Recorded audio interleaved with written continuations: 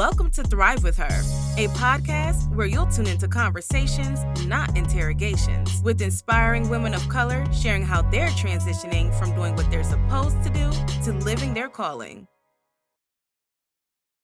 Welcome, guys, to Thrive With Her podcast, where women of color shine, inspire, and thrive. I am your host, Anuma, self-proclaimed self-development queen.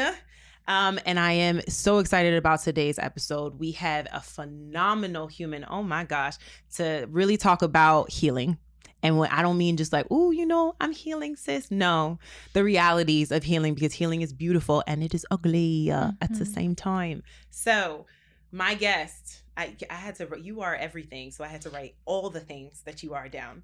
My guest, phenomenal woman. She is a sister, friend, daughter, auntie, pioneer, entrepreneur, the founder of Alla Herbs, which provides elevated body and wellness for women, men, all the humans alike.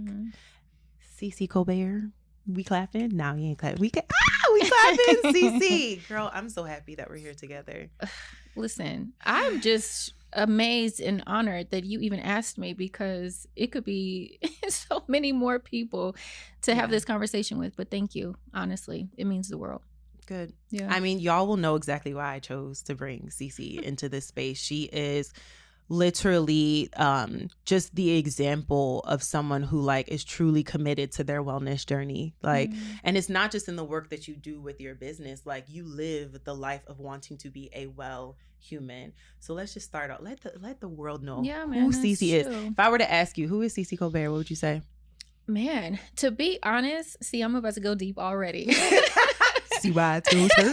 To be honest, who I am is a completely new person. I'm a completely new person. And so I am every day learning who I am. Yeah. So I can't give you that in just a sentence, because I'm learning who I am every day.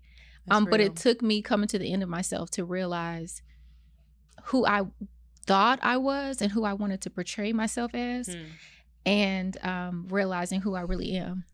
So don't spill it all for them, but y'all heard her. I told you it goes deep pretty literally quick. Coming for to me. the end of yourself. And we're already getting into it. That's the reality of it, right? The healing doesn't start when you wake up one morning and you're just like, I'm going to heal today. This is going to feel good. You meet a different version of yourself. Yeah. A different version of yourself. And you choose. Yeah. So the revelation that I got about that is that if it is a decision that you are internally making, that, oh, I need to be a better person, oh, I need to do these things, it's probably not going to penetrate as deep, because it's something that you're doing to make yourself feel better. Yeah. And so, yeah, I've done both. So I know the difference for sure. Real. Yeah. That's real. Mm-hmm. Healing, truly doing that healing, sometimes it's not a choice. When it's something you choose not to do is when it's real. Yeah. But when you're doing it, 9 times out of 10, when we're doing it to make ourselves feel better, to make ourselves feel like, okay, I check these things, I'm a good person. Yeah. Or I'm healing, or I'm well. But most of the time, we're not going as deep as we need to go. Yeah, it's not the reality of it. Mm-hmm. So I'm going to get technical because I'm an academic at heart. And I'm going to ask you what you think healing means, because there are so many different ways that people define healing. I mean, now in the age of social media being everything to everyone, there are just certain portrayals of what healing is, what the journey is, etc. So the NIH, National Institute of Health, defines healing as the personal experience of the transcendence of suffering. And I found that interesting, because I didn't think, even when I was doing my research, I was like, wait, what? I picked that specific one, right? Because the piece that I think you're bringing up without necessarily saying, and a lot of people kind of miss out on, is the fact that healing comes with suffering. Is brought to light because of suffering, right? Yes. And then it's a choice to transcend that. That was beautiful. I don't know who wrote that NIH. You're doing a good job. How would you define healing? That's exactly what it is. Yeah. And it literally took me to be in a place of suffering to realize what true healing was. But I went through a stage where I was doing all of the things. I'm healing, but I was still being triggered. I was still not really growing spiritually as a person. my soul was broken, but I was doing the things that made me feel like I was healing. Mm-hmm. But it took me, like I said, it took me to get to a place where I was done, where it was like, I don't even have any more strength to pretend. Yeah. I don't even have any more strength to practice all of the things and do all of the things. It was like, I literally had to say, God help me. Mm-hmm. And that was literally the beginning of my true healing, of getting to those uncomfortable places that you don't want to go to. And what I've noticed is that people will surrender to a certain extent. Yeah. And I don't know what is so different about me, but I went all the way in, like, and I can see how people can feel like they're healing, but if you don't really give up everything, you have to literally give up everything. Yeah. And that's literally how God operates. He literally says, give it all to me.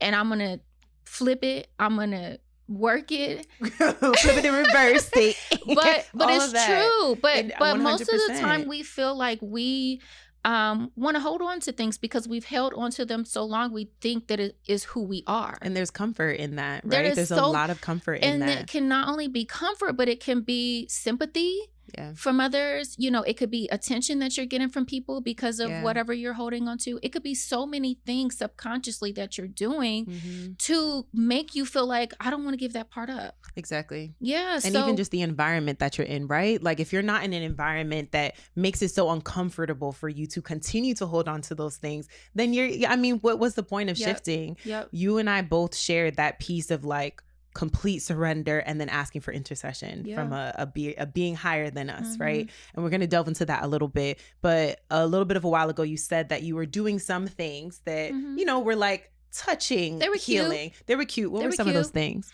I mean, I was doing all of the things that, people within wellness say, do meditate and yoga and all those things. And to be honest, they gave me temporary peace, but it was only temporary. And and then I was going back to my cycles of insecurities and rejection and hurt and trauma and all those things. I was still dealing with those things. Like in the moments, I was practicing all of the things that everybody said that would heal you. But then when I would deal in real life, they weren't I didn't get any benefit from those at all. Like in the moment, it was great. It was cute. But in real life, it wasn't helping me in any aspect. Correct. And so yeah, that was really what it was for me. I had to literally say to God, and I'm saying God through Jesus. I had a real encounter like with Jesus, and I had to say, I don't know anything. I don't understand anything. Whatever I was doing, I give it to you. Like, I don't know. I need your help because I can't figure this thing out. And I had this life-changing experience with Jesus, and girl, my life has been, I'm a whole new person since then. Yeah. So tell us more. Who was CiCi then? When did you hit that point? See, the CiCi that you see now is not who I used to be. Yeah. Like at all. I went through so much deep healing where it was going even back to like elementary and, things that were just rooted back to 4 or 5 years old, like really crazy things that you don't think of on a regular basis. But I had to be really intentional about letting God really show that part of those parts of myself that I didn't really want to share with others. But it was a lot of, and I don't think people really want to admit it, but we all portray ourselves as to be somebody that we're not. And say it louder for the people in the back. Ron, you heard that? Did you hear that? Just say it one more time, CiCi. Come close to the mic. But you know what? A lot of my healing was in that. And you know what? I know who I am in God, in Christ, in Jesus.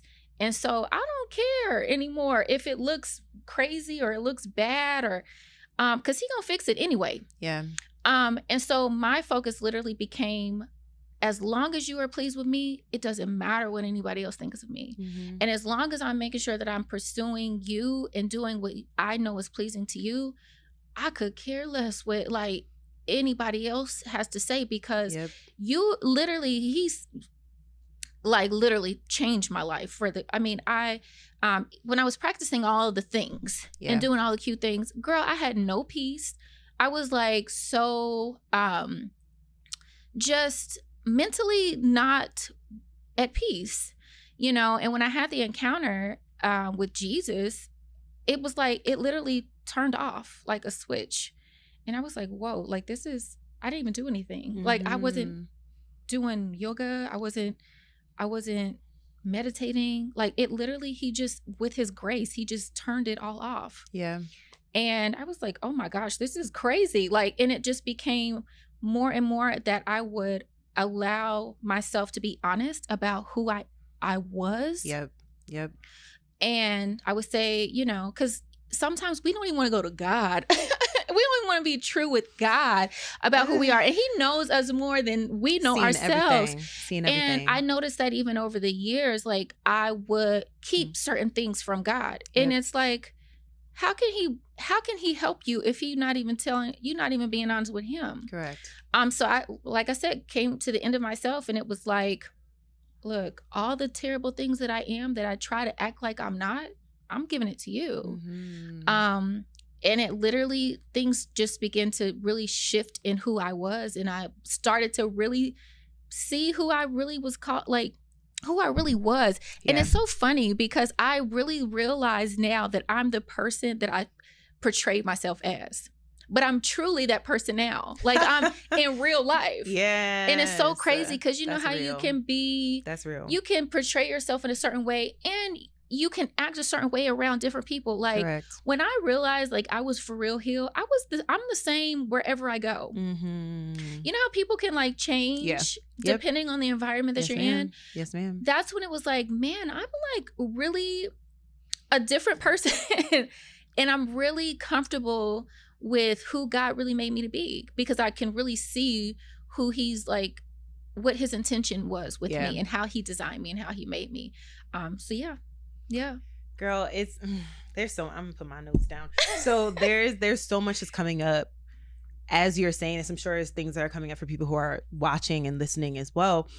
And it's making me continue to remember for myself, like I used to think that curating the experience of me was cute.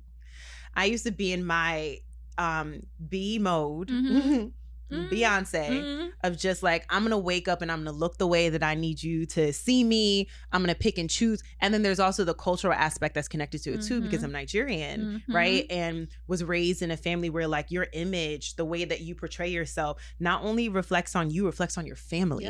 Yep. So the way that a lot of weight on that. Correct. So the way that you show up is so important, because you are not here just for yourself. Anything you do reflects back on us, right? And so I used to be like, it's okay. I'm gonna be Beyonce today. I'm gonna be Issa Rae then, and then I'm gonna hit them with the Lauryn Hill, etc. Right? And granted, I could do that because anyone who knows me, I mean, you've been experiencing me. Anyone who knows me knows that I'm not just one thing. Like a lot of the ways that I show up is just so different, right? Multifaceted. Correct. And some of the things don't necessarily make sense together. How are you this? How are you that? Whatever, right? So I had so many parts of myself to pull from and bring in a space, but I really thought it was cute. To have 5 people potentially line up and say, well, I know her as this, and I've seen her in this way, and all of them be completely different from each other. Right? And in that respect, like I had to face myself and realize that like that inauthentic expression of self also deprived me of being able to grow. Because you're not even tapping into the who the real person is. Correct. And on top of it, I'm denying myself the moment to realize I was doing that because I was uncomfortable with all those different aspects of myself, right? I was uncomfortable with the fact that, people could misunderstand me because of all of those things, right? And so I hear you on all of that, because even like in this moment, it's years of being that way and doing that. It does not go away overnight. No. And that's the part of healing. It is a process that continues. It is not an arrival point, right? My awareness allows me to be more active in deciding and choosing to continue to be myself and resist that, right? The awareness helps, but still, like, I still have moments where I do these things. And that's real. That's very, very real. But what you were saying before about, like, now you realize the person you were portraying yourself to be, you actually are now, but not because you're faking it. It's because it's just who you actually are. Because, to be honest, we portray our best selves, but that is who God really called us, that designed us to be. So it really is a truth in that, but we haven't surrendered enough of ourselves to say, okay, let me figure out how to be this all the time. Let me figure out how to be my best self. And we've created this best self, conversation, but it's not a character. It should be who you are. But it's not a show. It's your best self comes from being your worst self. Your best self comes from really being your worst self, acknowledging that and moving through that. Working on it. Literally. How do you know where to grow if you don't actually show it to yourself? Like, right? And that's the problem. That's the problem that we're having right now, is because everybody wants to present their best selves, but you're neglecting the opportunity for you to actually see who you really are. Because like you said, you're presenting this person so much that you become this person, and you think that that's who you are, and it's not. And some of those behaviors are reinforced too, right? Absolutely. Because whenever I chose to be my, like, I'm on a stage, Beyonce, I'm powerful, etc., those behaviors were reinforced by my parents, by friends, so then I thought, okay, well, there are rewards connected to showing up that way. Why would I not continue doing that? You know what I mean? So, and it's not that, this is a super important thing to name too. Like, no one else is to blame, no one else is at fault or anything like that, right? And a lot of times, when I got to my, like, hitting rock bottom moment, which we will talk about, y'all, on the after show. So if you want to hear more about CiCi and I's rock bottom moments, because that's gonna go be to the real. after show. That's gonna be real. But when I hit my rock bottom moment, one of the things that came for me was that people who love and care about you and who want the absolute best for you could want a best that is not actually what's right for you. And they have an idea of what they want you to be, how they want you to do. And it may not even be in alignment to what you're supposed to be or do. Greater purpose, not aligned with that. It's not aligned with, like, who you could potentially be. And granted, they have the best in their hearts for you. Most of the time, we don't even realize that subconsciously we're doing these things. We think, completely agree. We could listen. This could be a 2-day, because it's so good. Y'all heard it. Bring CiCi back. Okay, so you brought this up a little bit, and I definitely connected this too. That, like, you essentially asked for intercession. So there's something to be said about the fact that when you are on your healing journey, is not only actions that you take, there's a mindset shift that needs to happen as well, right? And with the shifting of how you believe in things, there's changes in action, right? So I know for me, like, asking for intercession was a hard thing. I'm not going to overgeneralize, but I am an empowerment coach for women. I work predominantly with women of color. The hardest thing that my clients have had to navigate is asking for help. Getting to a place where they're like, I actually need support at this moment. I don't have it all. I don't have it all, right? And so that was something that I noticed was a shift for me, of, like, asking for help wasn't about admitting whether or not I had it all, right? And then who I asked for help to was also going to be super important too, because there are ways that we may ask for support from people who can't actually support us. They're not the person. And so for me, I had that moment of, like, I don't need a person. I need spiritual help. I need to ask for intercession on a completely different level. And you spoke to that a little bit. What were some of the other mindset shifts that happened with you in the healing journey? So I feel like God is so strategic, because I have always been really attracted to psychology and the subconscious and girl, all kind, like geometry. Like, I go deep, and when I want to learn something, I go all the way to the source. And so I feel like for so many years when I was doing the work, I was really studying soul healing, because it's the difference between your soul and your spirit. And our soul is really connected to all of the pain and the trauma. That's where all the trauma, that's where all the pain, that's where all the memories, that's where all of the hurts, that's where they rest. And they can literally take residency in your soul. And so that's what creates the cycles and the bad life habits and life choices.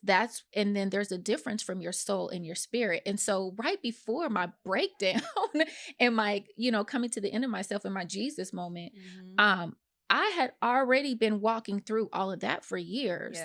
And so it just made so much more sense, how the spirit and the soul work together. And so I was able to use all of my head knowledge, and then all of my spiritual revelation and humbling myself, because what I learned is by me humbling myself, and that was a huge thing. So I'm like you, I prided myself for years of being self-sufficient. I didn't need anybody. I can do it on my own, and I'm going to do it, and I'm going to do it well. But God had to really show me that is not what he's pleased with. Because he cannot be God if I'm trying to be my own God. Ooh. And so I had to, that is most of the time the reason why we come to the end of ourselves, because God wants to show us that he's God and that we're not. And so I had to come to that place. And the first thing, that some of the first steps that I went through was humility. And that was hard, let me tell you, because humility was never a part of my lifestyle, my life decisions, my vocabulary, never.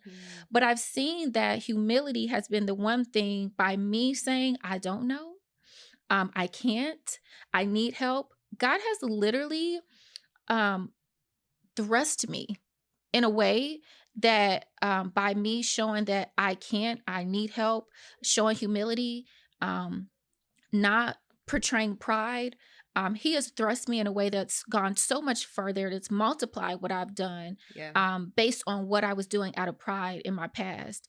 All of the things that I knew I could do, capable, very intellectual, very will strong, I wasn't accomplishing, because it was a spirit thing. It wasn't what I knew I could do, what I knew I could accomplish it. But it wasn't just that. I needed my soul healed. I needed my spirit to be in alignment with God. And it was so many other things that I knew I was not going to be able to do within my own intellect, within my own will and my own strength. That's real. That's real. It reminds me of something that one of my best friends told me. My best guy friends told me that his mentor told him, that to believe that what you can create is anywhere near as great as what God can create is foolish. Seriously. It's foolish. Yeah. Get out of your own way, right? Seriously. Like, can you imagine? And granted, like you're saying, we are phenomenal, powerful humans. Yes, we can create a lot of wonderful things. I'm out here like, oh, I'm going to have this, I'm going to have that. God's like, oh, so you didn't want any of this? Okay, good. Go ahead. Live your life. And granted, like, it's not, I don't see it as like a punishment either. Like, exactly what you're saying. That is a mindset shift, right? Everything does not happen by you or through you. No, it does not. And there are so many things that can happen to you and with you when you just let go. Yeah. And you say, I will receive. Yeah. I am open. I don't know. I don't know what I'm doing. And you Show know me. what? One of the big things for me was, first of all, he gave it to me anyway. So what am I doing trying to act like I'm out here doing something? He gave me the ability. He gave me the strength. He gave me the intellect. He gave me the will. He gave that to me. Yeah. So why am I acting like I can do anything without relying on him to do it? Yeah. So when I came to that, I was like, oh gosh, like, let me get it together. Yeah. Yeah. And I mean, important to note that, like, we're not trying to push God on anybody. Whatever you believe in, so, you can believe in it. And this is just and I should have given my disclosure. So this is I do believe that Jesus is the way, the truth, and the life. I'm not going to deny that. I'm not going to sugarcoat it. I've seen him to be real in my life. Yeah. And so I can't have a conversation without him involved, because he is intertwined in every part of my life. So sorry, there's no apologies for that. But right. you know, but I do I have to, because he's been way too good for me. I was not even a piece of who I am now. So I mean, that's a reality of your journey, and we are not going to discount that. We're not going to censor in any way, shape, or form. I personally believe in God, and I also believe that my ancestors play a huge role in my life, a huge, huge role in my life. I don't know how, I don't know why, I don't know how to explain it, but that's what matters to me. And so whatever matters to you, that's important too. What we're stressing here is the fact that having a connection to something that is greater than you helps to remind you that you are here for a greater purpose. So yes. I'm going to shift gears a little bit. So someone, when I was walking down the street next to the bodega, even though you don't call them bodegas over here, told me that, CiCi Colbert, she's the hardest working woman in Phoenix. Girl. And it's true. They ain't lie. They ain't tell me your bracelet is cute, but they ain't lie. They did not. Like, CiCi, you are truly hardworking. And I don't mean just working yourself down to the bone. And there are moments where that happens too, because you are truly a pioneer and you're an entrepreneur building your business and wanting to have this larger impact. But the question here is why do you go so hard? What is your why? So it's a few things. So I do know that this is my assignment. There are things that I know that I need to accomplish, and I have to be in a certain position to be able to accomplish them, to be able to impact people's lives, to be able to change communities, to be able to inspire and support people. I have to be in position to be able to do that. So that's a huge factor for me. I mean, then obviously, I wouldn't necessarily say legacy. I feel like that's overly used. But I will say, opening doors for people that wouldn't necessarily think that they have a door open for them is really important to me. And that doesn't just mean in the aspect of legacy, my family and my children and that means whoever's around me. You can benefit from what you see me do too. Yeah. So I feel like it's bigger than legacy for me, for sure. I feel like it's I have taken the responsibility to help people.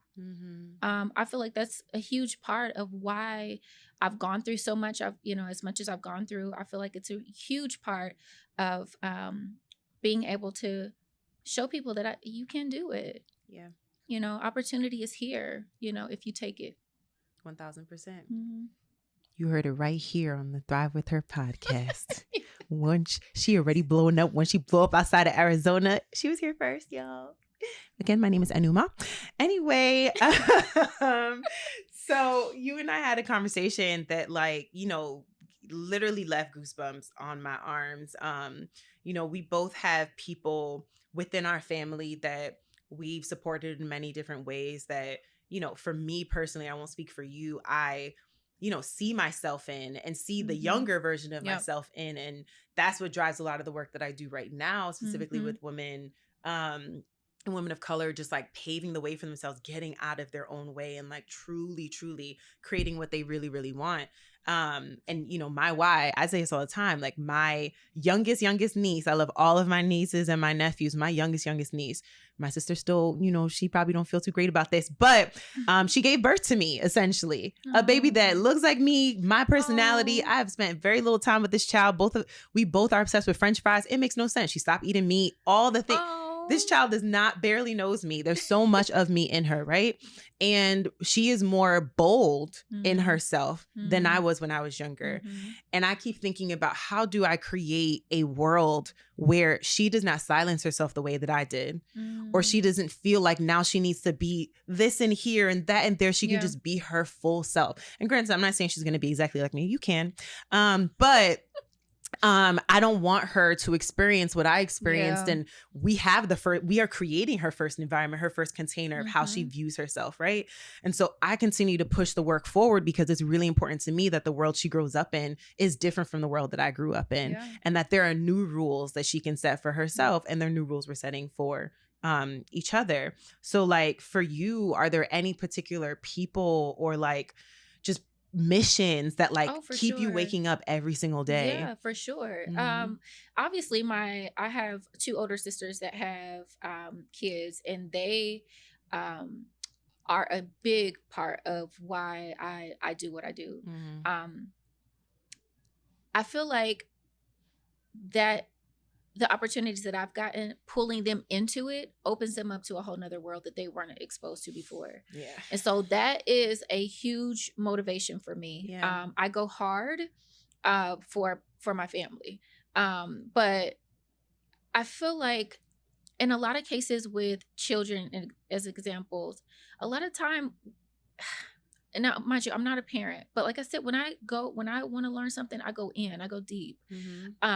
And what I've noticed is that parents don't necessarily know how to find the gift in their child to be able to learn early how to nurture that. Because the sooner that you learn what that gift is, then the sooner you can nurture and develop that.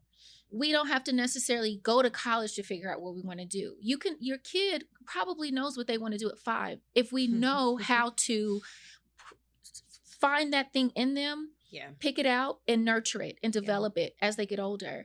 And so that's what I've been really doing with my nieces and nephews, with a lot of the, things I have them help me with within my business, that their parents may necessarily not have even seen. And I've seen the fruit of that I have a niece that has literally didn't even want to talk to people, like literally didn't even want to interact with people. And now she's out in the world, literally accomplishing things that she didn't even think that she could accomplish.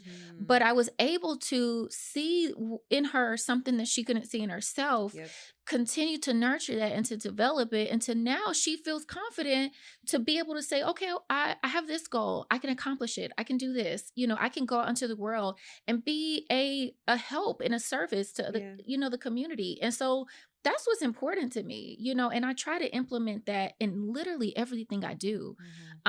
Although my business is wellness focused, I want this to be this is my life. Like, this is not my business separated from, my life. Like, my life is to help others in every aspect that possible that I can.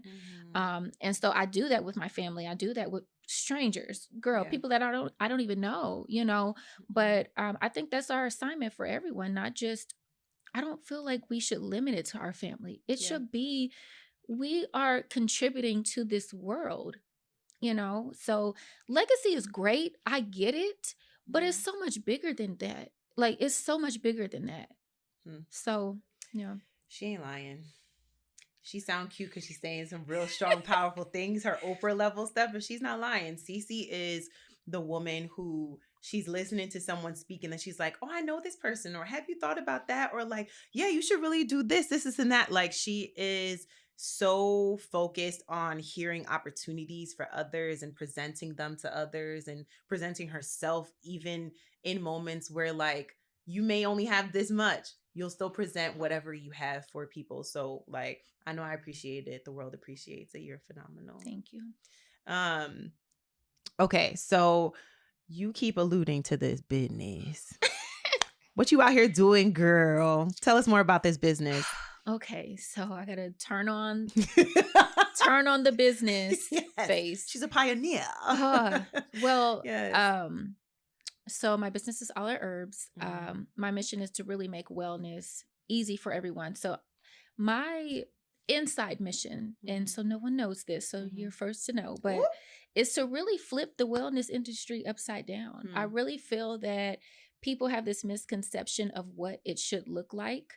And I want to completely change that conversation, that it could look like a lot of things. 100%. You don't have to be a yogi. You don't have to be, in the gym all the time. It could mean so many things for so many different people. And so that's really what my mission is to really meet you where you are, give you really simple, practical ways to practice wellness for the time, for the lifestyle, wherever you are in your life.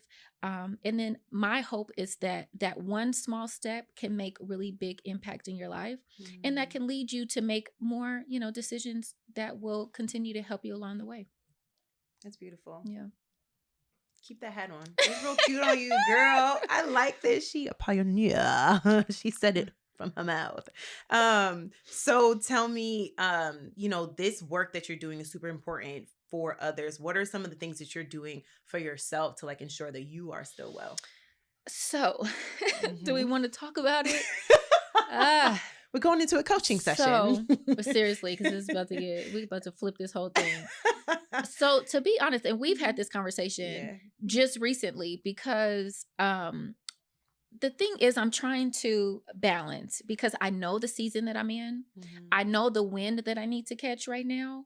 So my head is to the ground. You know, and so I am putting in a lot of work. Mm-hmm. I literally was going to wear my glasses today because my bags are so like, oh my gosh, like lack of sleep. Mm-hmm. But so I have to be very intentional every day about making sure that I'm balancing everything. Yeah. And even the conversation that me and you had just recently, I had the revelation and shared it with you that, okay, I know what my assignment is right now, what I need to do as far as this business goes, but everything else is important too. And so everything has literally been around that conversation I have with myself every day. The house needs to be clean. Mm-hmm. Like I need to be making sure that I'm eating balanced meals. I need to be making sure that I'm resting, that I'm exercising. Like all of those things are just as important. I know that the season that I'm in. So I've had to be very intentional. And so yesterday was the first day that I'm like about to just I had to be intentional, wrote everything out on this is what I'm going to do so that I hold myself accountable schedule wise, because my schedule is getting even busier, schedule wise, making sure that I'm staying on track, making sure that I'm eating balanced meals. So figuring out things that time, I don't have a lot right now. So what does that look like for me to stay balanced and trying to really reconfigure that within my life, because it's, sometimes I know in the past what I've done is, okay, well, when I get back on track, I'm going to do that. But there is no back on track. I'm going to get back to in this stage of my life. It's only going to get busier. It's only going to get fuller. Yep. And so I have to continue to learn how to shift, as things continue to shift in my life. And so that's literally what I'm figuring out as we speak. Yep. It's not easy because it's like, it makes me so happy to see people come back to me that their lives are literally impacted in such a big way with like little things that they buy from me, But then I'm like, dang, like I need to get myself together. Right. I need a little self-care. It's literally been that for me is I have to be intentional with myself. I have to make sure I'm holding myself accountable. And I know that for so long, I had that conversation that, okay, well, when I get back on track, but I'm never going to get back to that place. Yeah. So knowing that I have to shift as things shift. Yeah. Yeah. It's super important. So, I mean, we talk about this all the time. And people who know me personally understand that like there are two things, and I say this all the time to you too. I do not sacrifice sleep. Mm-hmm. I'm in no way, shape, or form interested in sacrificing sleep. Love that. It's not cute. Sleep and I are friends. We're in a committed relationship. We're going to get married soon. And it's not even like oversleeping. It's just that's a commitment that I make to myself because I know when I do not sleep, life is not working out. So it doesn't matter, right? And the other thing for me is that I know very well that in the mornings I get really anxious. And so if I have to wake up and at 9:00 I have this meeting, that meeting, I will, the whole day is offset. Yep. So I protect my time. Mm-hmm. People who know me and even people who've worked with me before know I do not meet, I do not do work until a certain point in the morning. Mm-hmm.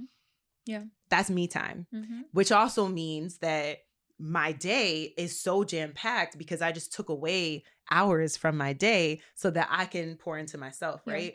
And so it works for me right now. But what you're bringing up is the fact that like, even if we create a wellness routine for ourselves that works last month, things can change and we have to adapt again. Yep. But the point is adapt. Don't just let go. Yeah.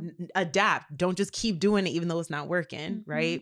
And so just those little tiny things you and I talk about all the time. And I like encourage everyone to do, even if it's just one thing, one way that you create a boundary, you protect your time, or you integrate things into your life. Like we were talking about, you have a meeting. This meeting happens every Thursday from 3 to 5 p.m. You want to be active. Do you have to be on camera for this meeting? If not, walk on a treadmill while you were in this meeting. Jessica, yeah, that was a really great point. Mute. Yep. Like it's the little pockets of time that we like continue to prioritize, but also it's more than it being a priority. It's an act of respect for ourselves. Mm-hmm. And granted, again, I'm a coach. So if I don't hold myself accountable to the things I'm asking people to do, that's not very genuine. And on top of it, it's not like, how do I explain it?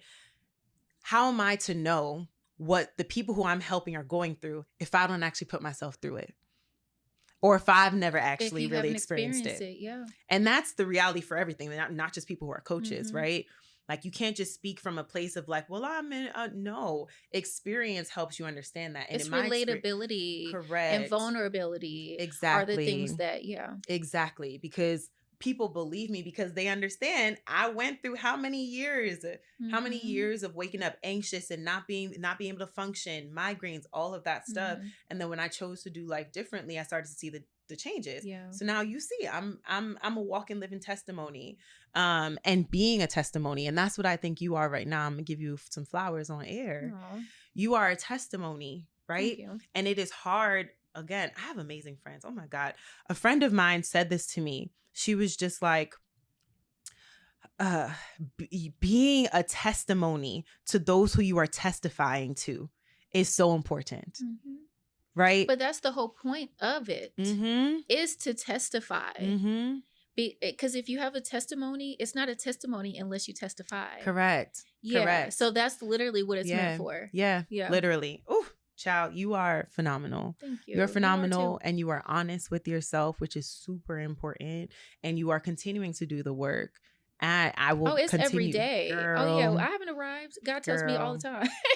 It's so many things. I'm I like, hear you. no, I haven't arrived. Mm-hmm. It's still so much, you know. But I'm so grateful to be who I am today, though. Yes. Yeah. And you arrived here looking real cute. If y'all are listening, if you're listening in, I need you to go to the video so you can see how cute CiCi Colbert showed up for me. Listen, you came with that cheetah, okay? You know, it's with the cheetah. It's my favorite color. It's a pattern. Okay. So you kind of alluded to this a little bit when you were talking about like what you do to keep yourself well. Yeah. As we like close out the conversation, I would love for you to share where you have room to grow and where you're like further investing in yourself so that you can continue to be ever present to yourself, to your mission, to the people who are there for you and love you and need you in their lives. Yeah. So, I mean, this is literally around everything we just talked about, but balance and actually making sure that I'm taking care of myself because I feel like I'm so invested in helping others. Yep. I cannot focus on what I need because it really makes me so happy to see people's lives change. Yeah. And so not putting that work back into myself, which I know sounds so absurd. What's the word? Absurd. Mm-hmm. Because that's literally what I do. Yeah. So doing that, making sure that I'm taking care of myself, in all seasons, you know, and all the shifts that come with that. So that's definitely the biggest area. And, you know, me and you had the conversation about, this past season has been just complete head to the ground, guerrilla style, just grind mode. And that was my mentality that I'm going to take care of myself after. And I had the revelation, like, no, it's not going to be an after. This is it. It's going to get even busier. And so learning what I need in every shift, you know, and being intentional about what I need in every shift is really the big thing that I feel like I'm really focusing on right now. And two, like, my prayer every day is keep me humble, God. Like, I realized the detriment of pride in my past life, and that has literally been my prayer on a daily basis. Keep me humble. If I have any pride in me, take it. Because if there is pride in me, that means that I want people to see me. And I want people to see the God in me. And they can't see that unless I become less of who I want people to see me as and perceive me as. And so that's literally my pursuit every day, is to be as humble as I can. Yeah. Be humble. What do you say? Slow down, sit down? Something, one of them. do it, y'all. All right. So give us a little nugget, golden nugget. Drop a little something for us. Well, by the time this comes out, I'm in the process now of a relaunch. So the relaunch will be up and going by the time this launches. So yeah, you could always just check out the website, allaherbs.com, ALLAHERBS .herbs. Most people think Alla with the H, but it's just with no H. Yeah. And then the social media pages as well. You can always follow us with everything going on there too. Glorious. And she does a lot of events locally, but she also ships nationwide. So don't act like just because you're not in Arizona, you can get some of these products. I ship all across the country. They're amazing. Like 100%. CiCi, Lord, I'm so grateful to have shared this space with you. And I'm thankful for you showing up, sharing your truth, inspiring everyone. This is what Thrive With Her is all about. And I thank you all for listening and watching. If you're not watching, go and watch right now. I told you her outfit is really cute. Subscribe, share with your friends, but more than anything, just love on yourself, y'all. If you want to listen to the after show, we will put the link for you to see that. Bye for now, y'all. Y'all, I hope you enjoyed that conversation as much as I did. And if you did, please make sure you subscribe so that you do not miss another episode. And I mean, you could also leave me a rating or a review. I will surely read it. Now, before I let y'all go, I'm gonna leave you with a word, like literally a word. And then I'm gonna say some things after that, but the word is surrender. If you are currently going through a healing process right now, surrender is where you are going to find yourself. It is where you're going to find your strength. It may not feel like it in the moment, but if you feel like crying, then cry. If you feel like falling apart or falling to your knees, then do that. Respond to what your body, your mind, your spirit is asking of you, because that is exactly where you are going to find the strength, the insight, and the support that is necessary for you to continue to grow, because that's what's going to happen. Your healing process is about growth. So surrender, and I promise you, you will not regret it. All right. Bye for now, y'all. I'll see you on the next episode.